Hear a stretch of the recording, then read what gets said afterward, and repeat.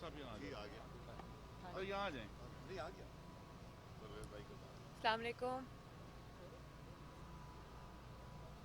Forum कब लग रहा है सर? क्यों पूरा राणा साहब नहीं नजर आ आओ चले गए चले जी।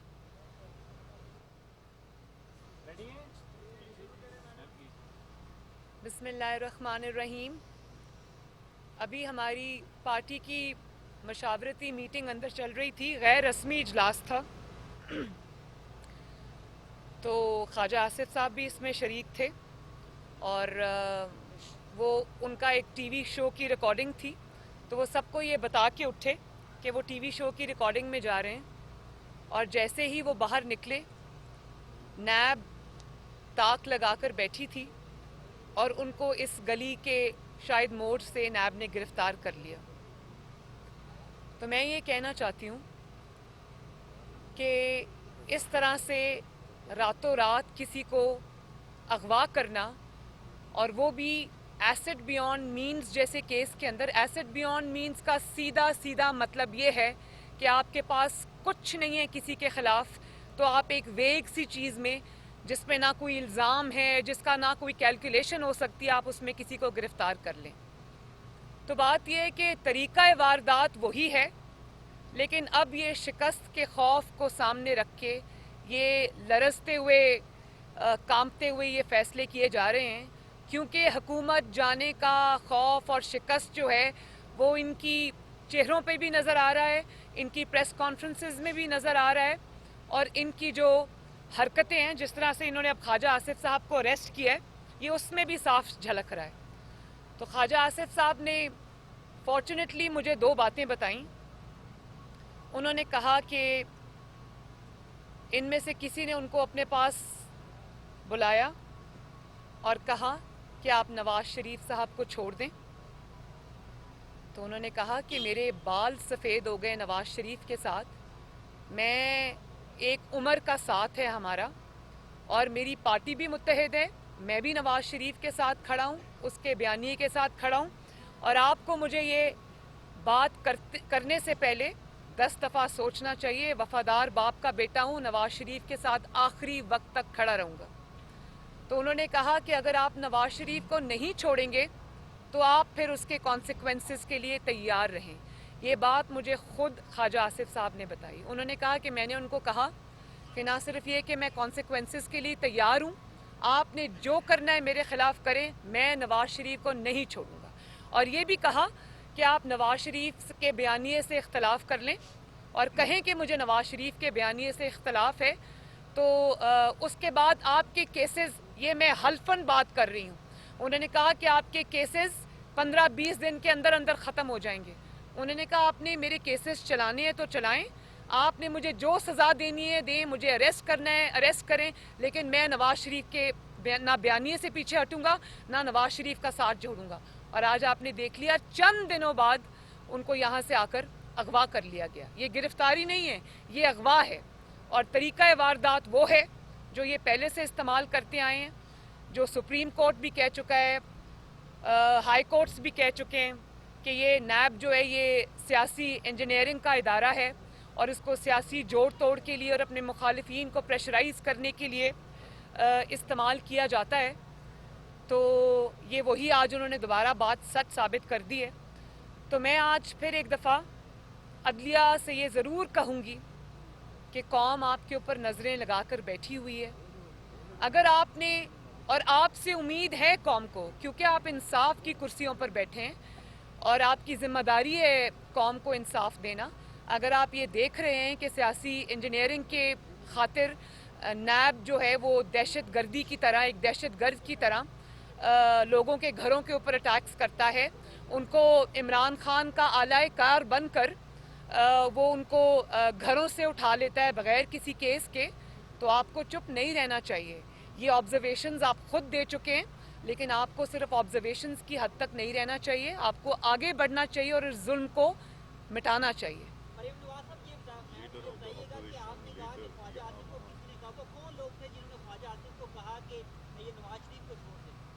देखिए, मैं ख्वाजा आसिफ क्योंकि यहाँ पर नहीं है, तो क्योंकि ये बात उन्होंने बताई थी, उनकी अमानत है, इसलिए वो नाम अभी मैं डिस्क्लोज़ नहीं करना चाहती। लेकिन दूसरी बात ये है कि ये किस किस्म की जमहूरियत है कि जो leader of the opposition Shahbaz Sharif साहब हैं वो कितने महीनों से जेल की काल कोठरी में पड़े, और जो leader of the opposition Punjab है हमजा शहबाज शरीफ, वो कितने साल भर बल्कि सवा साल से वो जेल की कोठरी में। और अब आपने PMLN के पार्लिमानी लीडर जो हैं ख्वाजा आसिफ साहब, उनको भी अरेस्ट कर लिया। क्या आपको ये खौफ था कि PMLN अब रिज़ाइन करने अगर जाएगी तो शायद वो रेजिग्नेशंस की उसमें ख्वाजा आसिफ साहब जो है वो एक बेहतर किरदार अदा कर सकते हैं? लेकिन रेजिग्नेशंस तो आ गए सब मेरे पास पंजाब असेंबली के 160 में से 159 रेजिग्नेशंस आ चुके हैं माशाल्लाह। सिर्फ एक रेजिग्नेशन नहीं आया, वो हमारी खातून मेंबर जो हैं MP हैं वो वेंटिलेटर पे हैं। इसके अलावा अल्हम्दुलिल्लाह मेरे पास एक नेशनल असेंबली के इस्तीफ़े के सिर्फ रह गया, बल्कि बाकी सब मेरे पास माशाल्लाह आ चुके हैं। तो एक ख्वाजा आसिफ को अरेस्ट करने से ये आप जो हमें मरूब करना चाह रहे हैं या हमें धमकाना चाह रहे हैं, तो अब ये इंशाअल्लाह ताला ये ना इनमें से कोई डरने वाला है। बहुत सारे ये मरहलों से गुजर के आए हैं, जुल्म सह कर आए हैं, और नवाज शरीफ के साथ खड़े रहे, उनके बयानिए के साथ खड़े रहे, ये सब जो मेरे दाएं बाएं खड़े हैं, और उन्होंने प्रेशर भी फेस किया है, जुल्म का सामना भी किया है, और आइंदा भी करेंगे। ये हथकंडे जो हैं वो सिर्फ आपको आपके घर ले जाने में जल्दी करेंगे, हमें नहीं डिटर कर सकते इंशाल्लाह। इमरान खान की अपनी चोरी पकड़ी जा रही है। पहली क्या समझती हैं कि जो मरकजी लीडरशिप है उसको पैगाम दिया गया है कि अब बात इस तरफ जा सकती है? मरकजी लीडरशिप को जो पैगाम दिया गया है वो ये है कि दिन रात TV पर आकर प्रेस कॉन्फ्रेंसेस करने वाले, और ये हमें PDM का खौफ नहीं है, तो ये सिर्फ ये बता रहा है, पैगाम हमें ये मिला है कि हुकूमत बहुत बुरी तरह डर गई है, इसके पाँव हिल गए हैं, और ये जो ये कोशिशें करे हम लोग इस पर रिएक्ट करेंगे। PDM इस पर रिएक्ट करेगी।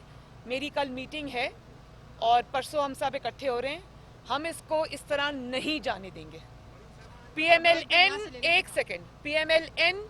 और PDM इस पे अपना रिएक्शन देगी, और ख्वाजा आसिफ को आपको छोड़ना पड़ेगा, वरना मामलात कहीं से कहीं जा सकते हैं। ये वार्निंग है आपके लिए। यहाँ से ले लें, एक मिनट यहाँ से ले लें पहले। चोरी पकड़ी जा रही है। हाँ, मैं समझ जानना चाह रहे हैं आपने रेजिग्नेशन मैं देती हूँ आपको। पीपल्स पार्टी की आज इतलाक है कि उन्होंने इस्तीफे ना देने का उनकी CC ने फैसला कोई किया है। ऑफिशियल संसद स्टेटमेंट का इतलाक। देखें मुझे देखिए, मैं एक सेकंड नहीं एक सेकंड, वन बाय वन मैं गैर मुसद्दका इतलात के ऊपर मैं अपना कोई कमेंट नहीं देना चाहूँगी।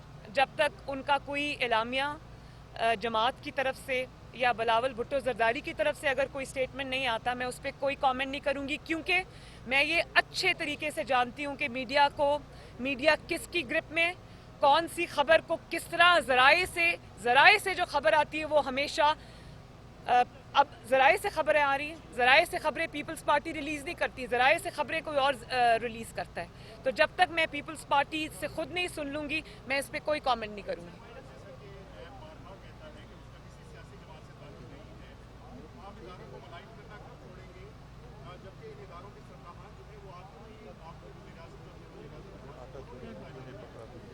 Thank you very much. आपका बड़ा ही अच्छा क्वेश्चन है, बड़ा रेलेवेंट क्वेश्चन है। तो मैं ये पूछना चाहती हूँ कि नैब को ये आटा चोर क्यों नहीं नज़र आ रहे, नैब को ये LNG चोर क्यों नहीं नज़र आ रहे? 122 अरब का डाका पड़ा है LNG के ऊपर। नैब को बिजली चोर क्यों नहीं नज़र आ रहे? नैब को चीनी चोर क्यों नहीं नज़र आ रहे?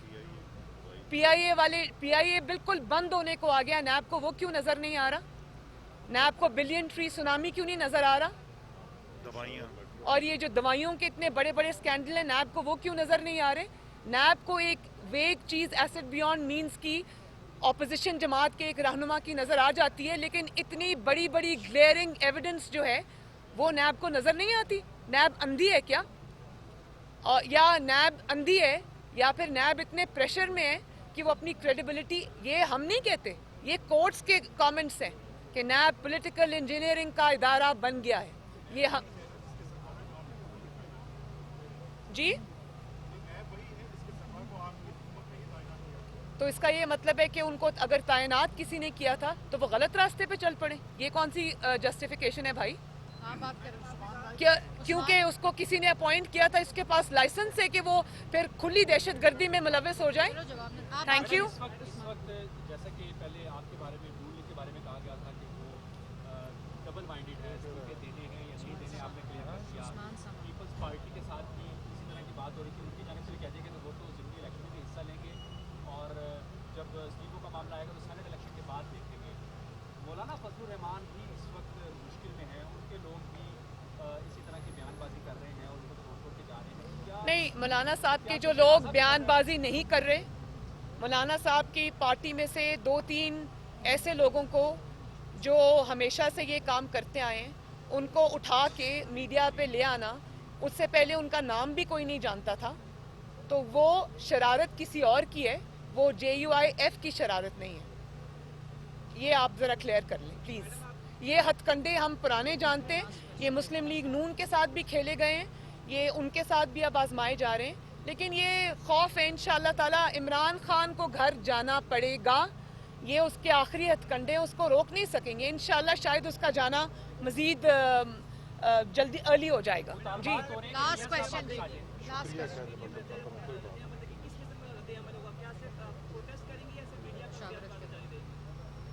देखें, इस बार अब बयानबाजी से काम नहीं चलेगा।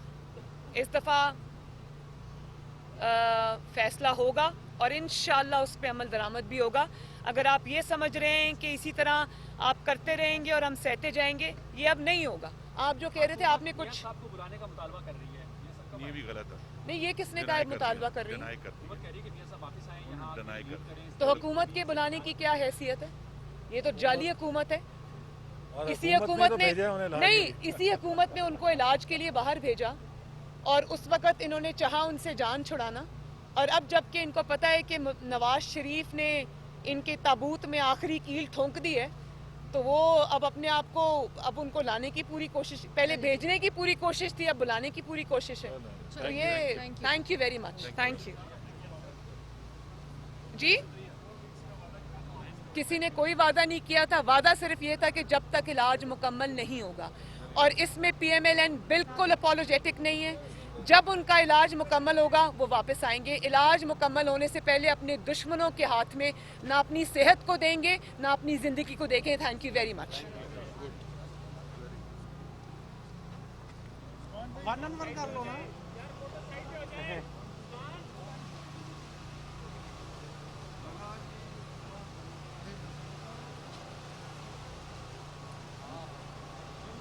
क्या बात की है यार।